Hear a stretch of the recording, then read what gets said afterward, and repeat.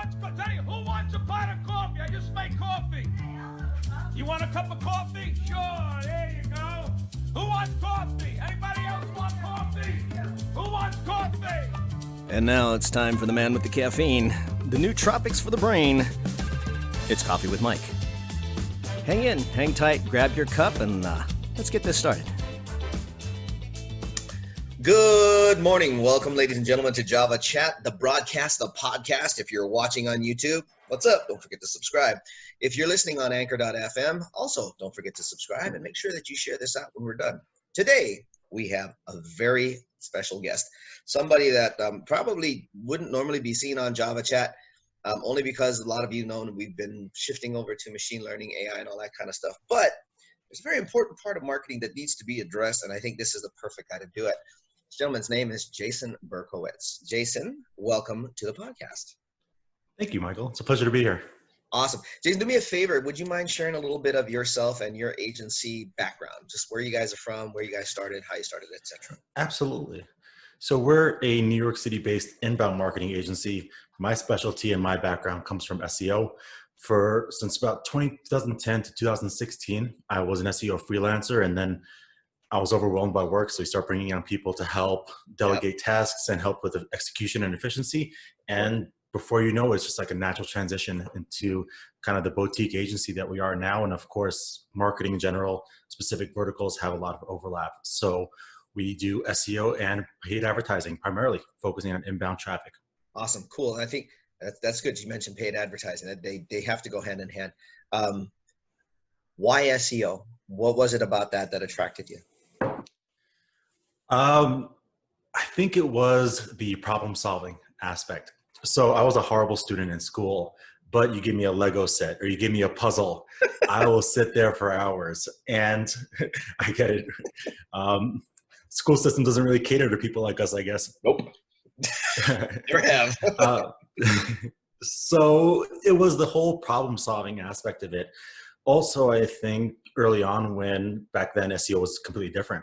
When you work towards something that's extremely difficult and challenging, and that payoff when you actually see results was an addiction, that gratifying feeling of success. And again, it was stupid simple at the time, but like, holy crap, I spent so much time doing this. I didn't really know what I was doing, and it worked. And that type of feeling is something that can get very addicting. And then I just loved SEO. I was in a different business previously. Yeah, that's when it all began, because like my partner's a specialist in SEO as well. When it all began, it was a lot easier than it is now. Now there are a plethora of tools needed to analyze and a bunch of different ways that you can do things depending on what it is you're looking at, what you're looking for. And it gets really intricate really quick. So that said, because you've gotten into that, because you're an entrepreneur, obviously, and I do have a lot of entrepreneurs that listen to this, what would be your biggest piece of advice for an entrepreneur who's just getting started when it comes to SEO and how important it actually is? Yeah, I would say two things primarily. Surround yourself with the right people, because you're not going to naturally be good at entrepreneurship. It's a giant emotional roller coaster. It sucks, but it's awesome at the exact same time. And even with books, reading material, you're not always going to get that real world insight. Kind of like go to business school, you can learn how to run a business, but then when you go into the real world, it's just a little bit different. Surround yourself with the right people, mentors, colleagues, maybe people who are in the same boat as you. So while you guys spread off and do your own research, you can share and have masterminds. That, as well as be persistent, because like I said, it's an emotional roller coaster. You have your doubts, you have your fears, you have your wins, and it's just a giant roller coaster of emotions. So just be persistent and hang on there. Cool. When it comes to things like SEO, what's been your experience with the newer age? Let me ask this first. What size companies do you normally work with as far as your agency? Typically small to medium-sized businesses. When we're talking small to medium, what kind of revenue generation are we talking yearly? 5 to 10 million a year. Okay. Yeah, we do this. We do the same thing.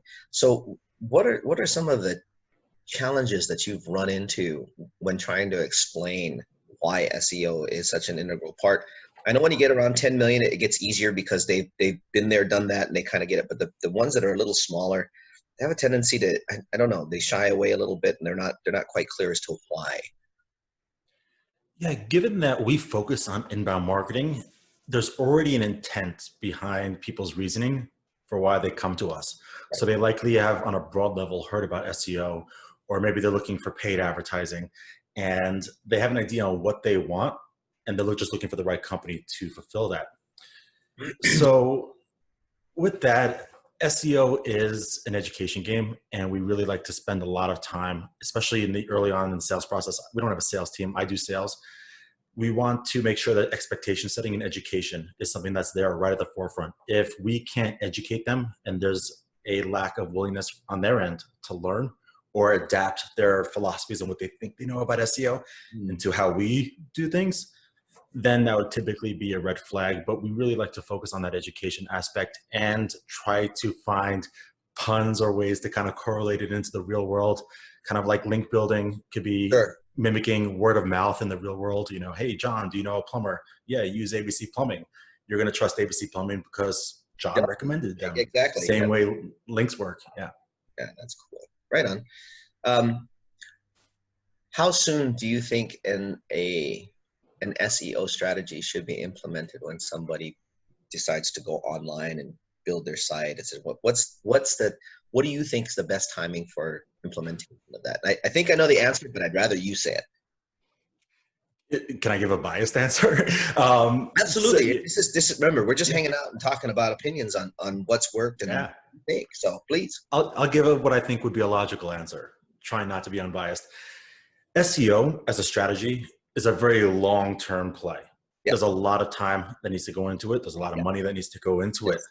But if you can, at least from the foundational level, build SEO and keep that top of mind when you're relaunching your website or launching anything new, that will give you a significant advantage, at least to create what could potentially be in the future low-hanging fruit. Right. So if you launch with just a great technical SEO experience, making sure that Google can have no problem crawling your website, making sure that the pages are thematically relevant to specific topics or search queries, that alone has the potential to, from an on-page SEO perspective, give you a little bit of a boost in the organic rankings. And then if it allows later on, you can come in with the other aspect of SEO, which is off-page SEO.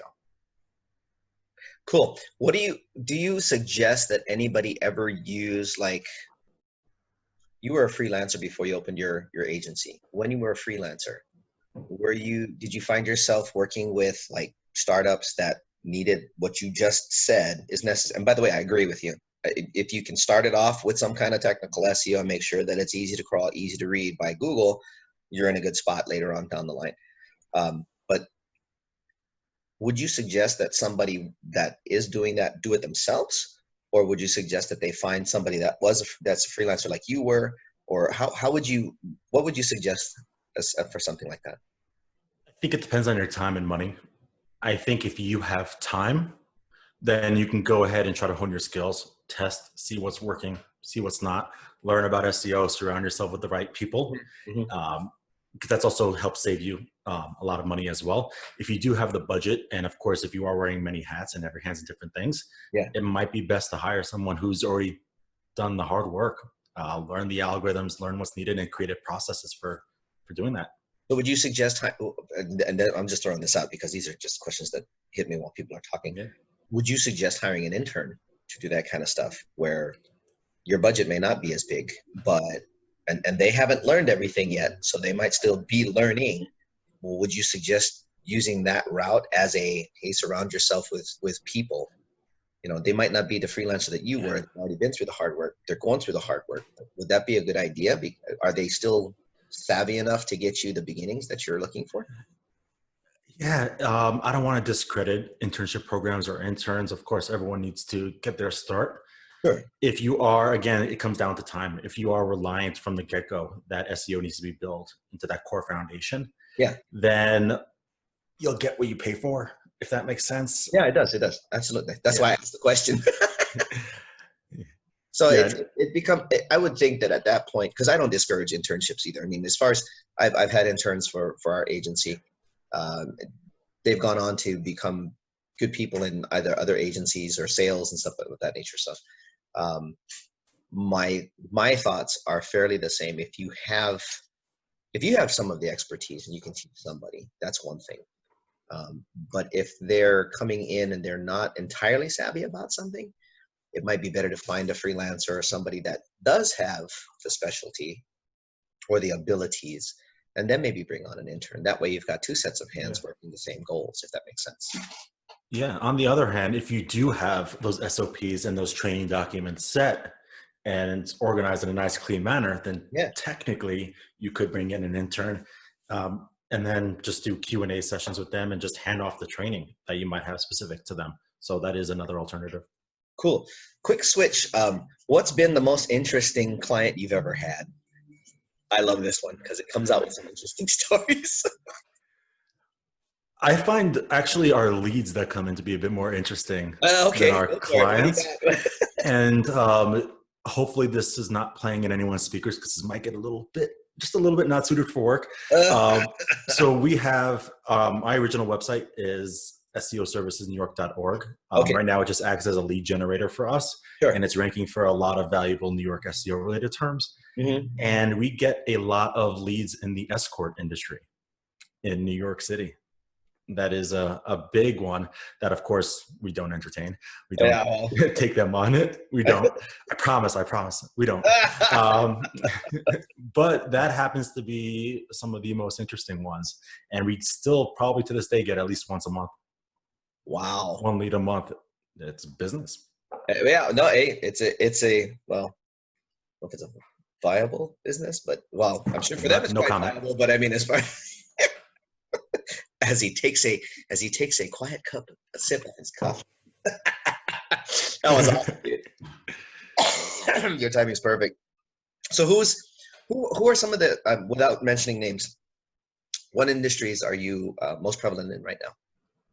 Yeah, so by default, we've somehow landed into this niche of the health and wellness space. And while we haven't niched down 100% just yet, I feel like once we relaunch ourselves and our new brand messaging, probably around Q2, Q3, where we might niche down a little bit further, because we've built up a lot of resources, a lot of good SOPs and execution processes in the health and wellness space, which is broad, but we also have clients that are all different areas of that.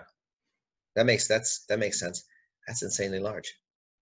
That's if I remember correctly, the last numbers were in the trillions as far as revenue driven. So it's a good place to play. We've actually, it's weird because we're in that scenario now in which we have active leads in that space coming to us, but it's a conflict of interest because the client's already in that specific micro niche of health and wellness.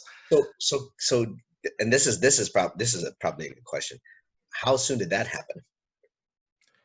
Once we published case studies, I think that might have kind of said, oh, they did it for our main competitor. Let's see if maybe we can swig something out of them. But most of our clients, we aim to build like great long-lasting relationships with. And even if another client wants to give us a bigger investment budget, I think sanity and relationship building is more important. Yeah, it comes down to integrity, and that's good to hear. It's interesting to me to see how competitors will play that game, especially when they have more budget to play. They immediately try to see if, well, I'm sure they could use the cash. And it's like, man, I don't think you understand why we got into the business in the first place. I mean, even with us, it's a matter of principle. If there's red flags on anything during an inquiry, it's like, no, I don't want problem children. That's just, and they abound, because the moment they give you more money, they expect more out of you. And if something is expected by one of their team to go wrong, guess what's going to come up? Something wrong. They'll find anything, and then all of a sudden you've lost a great potential client and a new client, and it doesn't chalk and jive in my head either.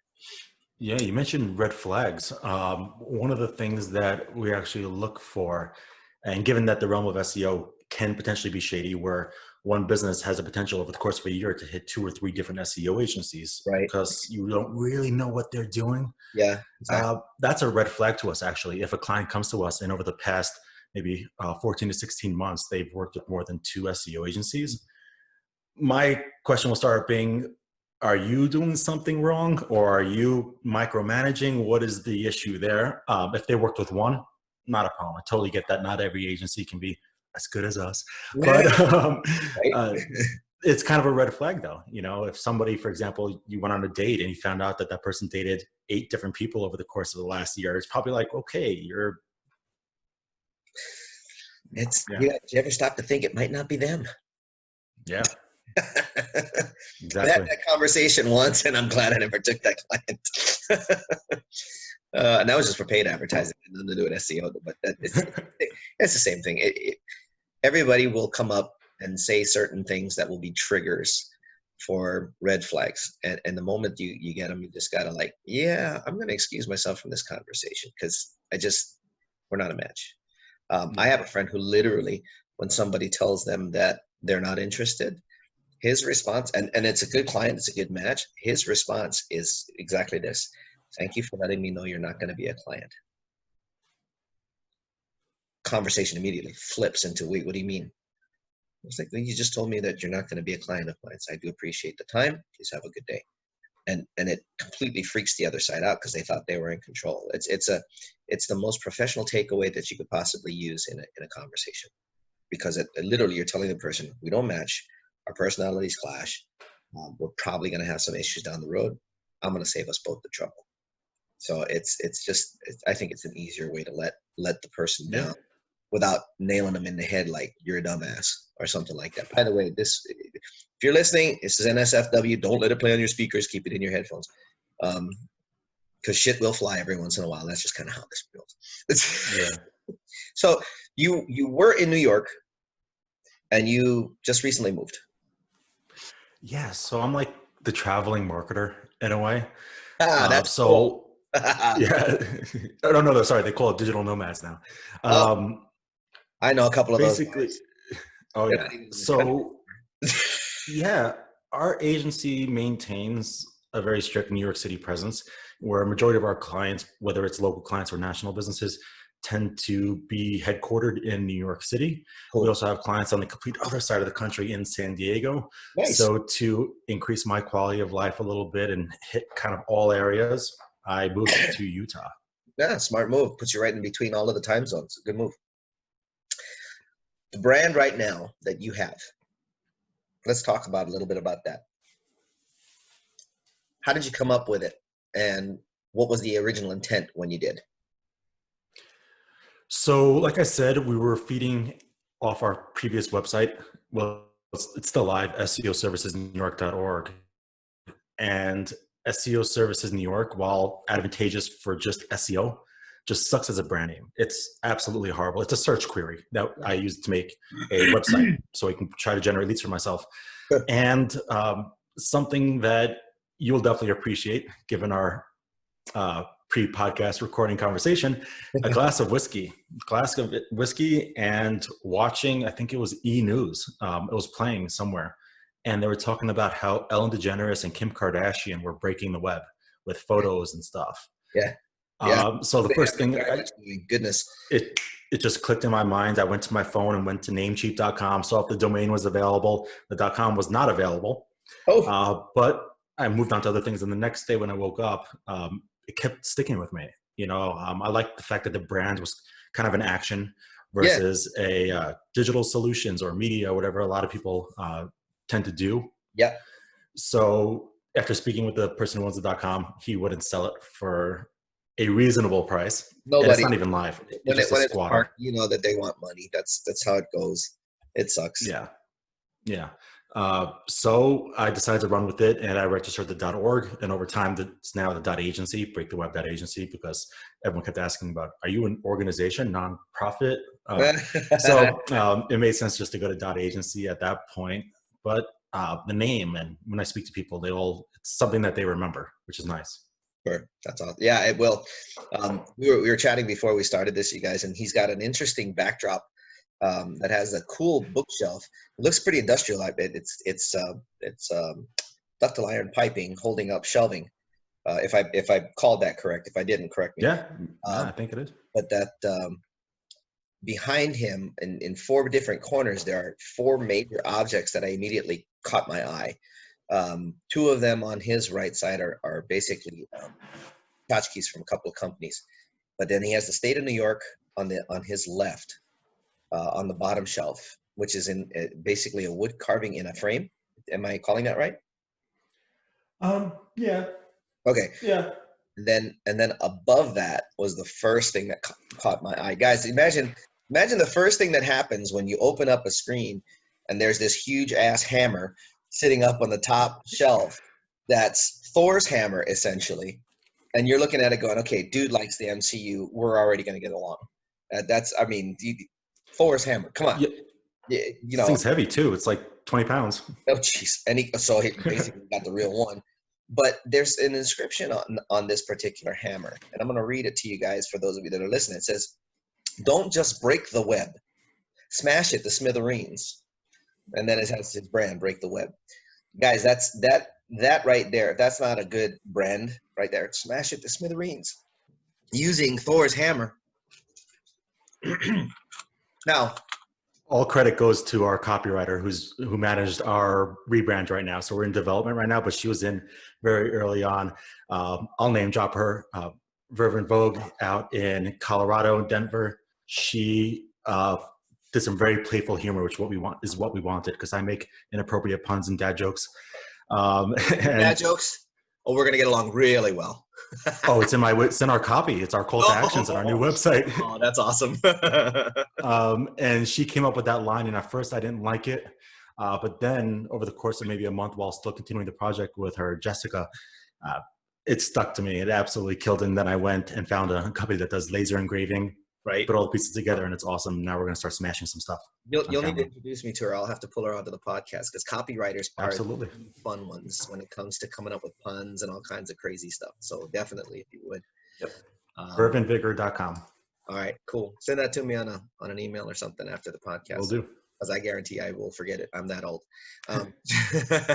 But I mean, when you sit down and you come up with a brand, and I know this is out of both of our expertise realms when it's talking about brand management, brand creation.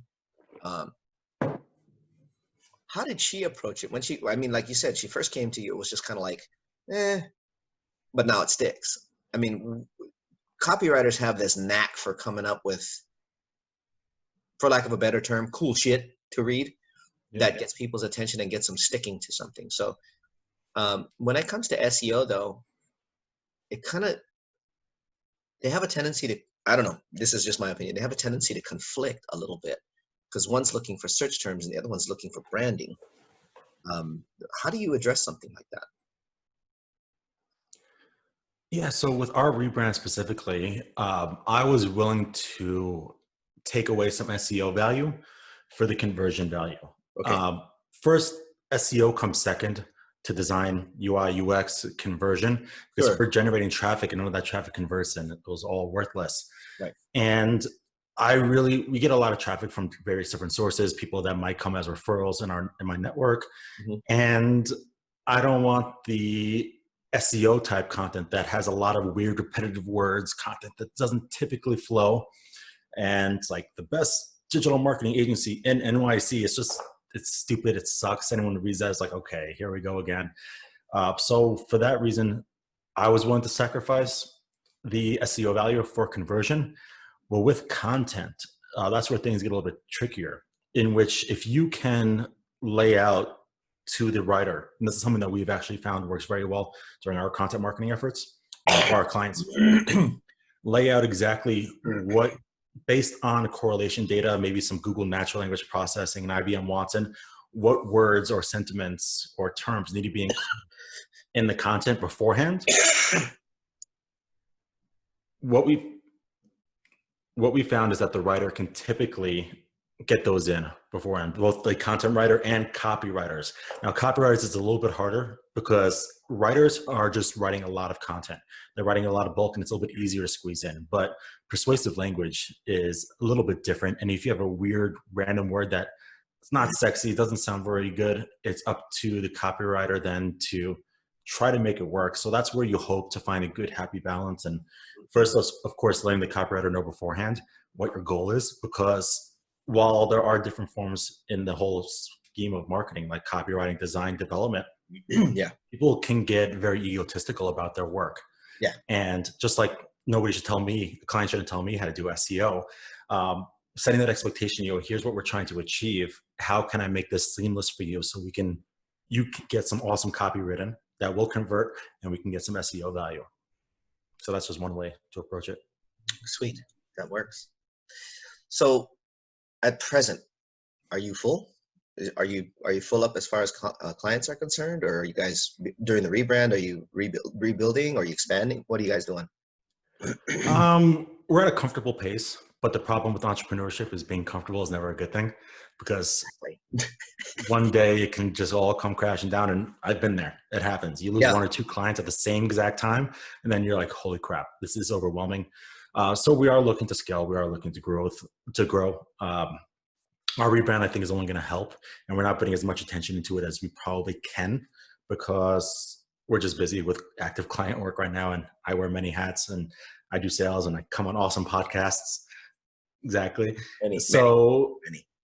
Yeah. So that's really what we're focused on. We're looking at a nice, good, stable growth. We don't want to grow too quickly because that's overwhelming. And then we start lacking in the deliverables and our services that we provide. It becomes mediocre versus awesome. Yeah. So a nice, comfortable pace for everyone in the team. This will be a little out of realm of SEO. What's your morning routine like? Since you're an entrepreneur, what's your morning routine? Oh, it's got to get real exciting. I am an early riser, like really early, like 4 a.m. early. Okay. So 4 a.m. to 5 a.m. is waking myself up, getting alive and alert. One thing that's been beneficial for me actually is not having my phone next to my bed and not in the bedroom. Because I used to wake up, then I'll open my phone and just start scrolling through emails, checking social media, and then holy crap, it's 30 minutes past. Yeah. Crap, I got to get up, because by 5 a.m. I'm doing some sort of workout, whether it's in the gym, high intense interval training. Started doing hot yoga a couple months ago, and it's awesome. That stuff's good. Yeah, no, I agree. I like that stuff. I don't get to do it as much as I used to, but I sure like it. Cool. Yeah. So until about 6 p.m. and then 6 to 7, I usually have an audiobook going on while I get myself ready for the workday. And by 7 a.m., I'm on the computer. Got it. So it's about a 2-hour morning routine. That works. Yeah. Yeah. And I get the hard, annoying stuff out of the way, like working out, because after a long day, the last thing I want to do is work out. Yeah. I know that one. I try to get there either before lunch or it becomes a workout for lunch. Just depends on what kind of time we have available. There's a lot of stuff going on with what we're doing too. So, cool. And then a wind down at the end of the day. What do you do? Used to be a glass of whiskey, which again, our shared commonality, but it used to be. I am trying to improve some fitness goals of mine, so I am taking a break on that, unfortunately, which kills me because I still have a half-drinking bottle in my liquor cabinet, and every time I walk by it, I'm like, like 10 a.m. I'm just staring at it. Like you might end up with another bottle coming soon, so just hang in there. We'll talk in a minute. Oh, sounds good. And then just because I do wake up early, I do try to get to bed somewhat early. So I'm aimed to be preparing to fall asleep mentally and physically by 8 p.m. In bed by 7:30. That's what I typically aim for, which is fairly early. Yeah. If it wasn't like today, if it wasn't for last night being so late and my mind not being able to quiet down so well, I went and laid down and couldn't sleep for another hour. It's rough. We have higher brain activity than a lot of people, because we're constantly the brain never rests anyway, but our active thinking never stops. My partner's the same way. He's up till 3, 4 in the morning sometimes. He's constantly thinking about what else can we do? What else can we do? So yeah, and I don't drink whiskey. I'm not considered a drinker.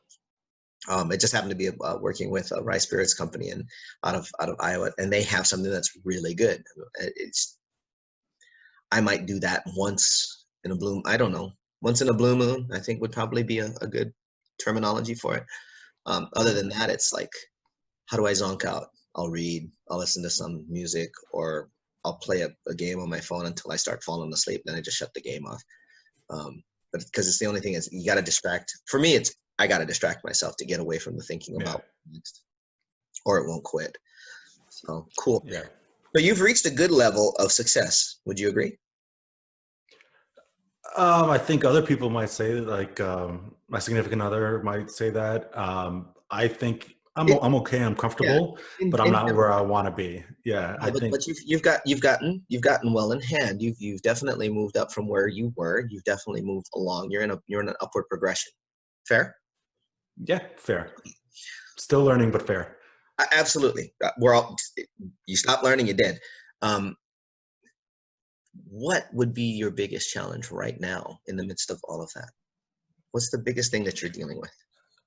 I think it comes down to the business side of things, because I'm a college dropout, and where I was going for in college is nothing related to what I do now. Mm-hmm. So these are things that I'm learning on the streets about business, about leadership.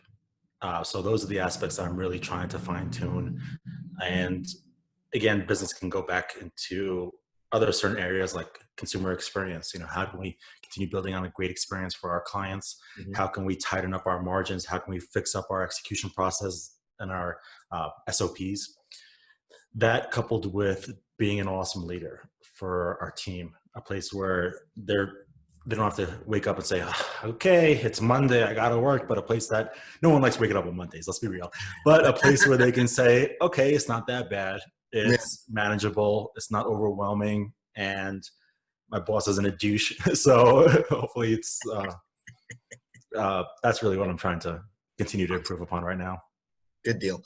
That's cool. Well, believe it or not, that's the fun spin on the quick run when it comes to Java Chat. We just hung out. I finished my coffee, and I'm pretty sure you finished yours. If you haven't had enough, go ahead and take another drink. About 3/4 left. 3/4. Oh, I let you talk too much. I really appreciate you coming in and sharing your insights. It definitely makes sense to have SEO as a part of any marketing strategy. If you guys want to get real technical and want to dig in, you need to go find Jason online. Jason, where can they find you? Very simply, LinkedIn, search Jason Berkowitz, or our agency site, BreaktheWeb.agency. Awesome. Is it easy to get an appointment with you? I mean, I know we got an appointment because of a different platform, and it was fairly easy to get you. But I mean, if somebody wants to sit down and chat with you about SEO, how do they do so? Just through LinkedIn? Yeah, they can shoot us an email, or shoot me an email, Jason at BreaktheWeb. I try to book appointments no sooner tooner 24 hours ahead of time. Yeah, that makes sense. That makes sense. The night before, when I'm finishing up work for the day, I kind of mentally prepare for what the next day is going to look like. So that screws everything up when there's something spontaneous that comes in. And then I can just send you our booking calendar, or we can chat a little bit. Feel free to shoot me an email. Smoking. That's awesome. All right, guys. Well, that is it for this round of Java Chat. Hanging out with Jason Berkowitz and BreaktheWeb.agency. I totally dig that. I really like that. I don't know. I'm of course I'm still thinking about that scene between the Hulk and Thor standing together, and the Hulk nailing him, just standing there and then going wham. That was so funny. When you edit this, you have to put that in Thor 1 where he's drinking that coffee and he goes, "This coffee is delicious. Give me another." Oh yes. Oh, I have to go find that. That's right. Was that in Ragnarok? I think it was the first one. I think it was the first Thor movie. Well, that's right, when he first came to Earth. Okay, I'll have to go find that clip. That's going to be hilarious. I'm going to have to do that. That'll be good. All rights reserved to Marvel. Oh, yeah, we got to give credit. Otherwise, it gets knocked out. I got a lot of people to give credit to when I post these podcasts. When I send you the link, you'll know why, because the introduction is, I don't know if you know who Vic DiPotato is, but he does this thing called Who Wants Coffee? And I've asked and have the permission, provided I give credit every time I use it, to use one line or a little section out of his skit. And it's literally, he's a New Yorker, so it's Who Wants Coffee? And I use that as the beginning for Java Chat. So, all right, guys, thanks so much for listening. Thank you for watching. Don't forget, guys, if you're not subscribed, go ahead and subscribe, because we got more guys like this coming in real soon. We're looking for all the experts and all the people that can help you understand better what it means to be a marketer online, what you need to be doing. Appreciate your time, Jason. Thank you for coming in and hanging out with me, having a cup of coffee. Thank you, Michael. It was fun. Thank you so much. And let's stay in touch, buddy, because on the paid advertising side, I got some stuff that you would probably be interested in discussing. So absolutely. All right, guys. Thanks so much. Take care of each other. Love you. Ciao for now.